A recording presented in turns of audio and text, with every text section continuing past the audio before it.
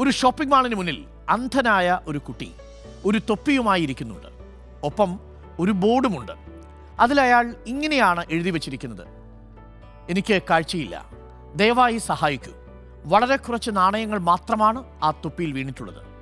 ഇതിനിടെ അതുവഴി പോയൊരു ചെറുപ്പക്കാരൻ കീശയിൽ നിന്ന് അല്പം പണമെടുത്ത് ആ തൊപ്പിയിലിട്ടു. ശേഷം ആ ബോർഡ് എടുത്ത് ചില എഴുത്തുകുത്തികളൊക്കെ നടത്തി അതിനെ ഒന്ന് പരിഷ്കരിച്ചു. അതോടെ അതുവഴി പോയവരെല്ലാം കാഴ്ചയില്ലാത്ത ആ കുട്ടിക്ക് പണം നൽകാൻ തുടങ്ങി. ഉച്ചയ്ക്ക് ഒരിക്കൽ കൂടി ആ ചെറുപ്പക്കാരൻ അതുവഴി വന്നു. കാൽപ്പെരുമാറ്റം കേട്ട് ആളെ തിരിച്ചറിഞ്ഞ ആ അന്ധനായ കുട്ടി ചോദിച്ചു: ഹേയ്, എൻ്റെ ബോർഡിൽ നിങ്ങൾ എന്താണ് എഴുതിയത്? അതിനുശേഷം ഒരുപാട് പേര് പണമിടുന്നതായിട്ട് എനിക്ക് മനസ്സിലായി.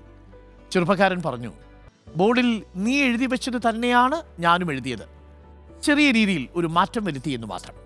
ഞാൻ എഴുതിയത് ഇത്ര മാത്രമാണ്: ഇന്ന് മനോഹരമായ ദിവസമാണ്, പക്ഷേ എനിക്കിത് കാണാൻ കഴിയില്ല. നീ എഴുതിയപ്പോൾ നീ അന്ധനാണെന്ന് മാത്രമാണ് പറഞ്ഞത്. എന്നാൽ ഞാൻ എഴുതിയപ്പോൾ കാഴ്ച ലഭിച്ചവരെല്ലാം എത്ര ഭാഗ്യവാന്മാരാണ് എന്നവരെ ഓർമ്മിപ്പിച്ചു. എല്ലായ്പ്പോഴും സർഗാത്മകമായും പോസിറ്റീവായും മാത്രം ചിന്തിക്കുക, പ്രവർത്തിക്കുക. പ്രിയപ്പെട്ട പ്രേക്ഷകരെ, അതുണ്ടാക്കുന്ന ഫലം അത്രമേൽ പോസിറ്റീവായിരിക്കും. Act differently and act positively.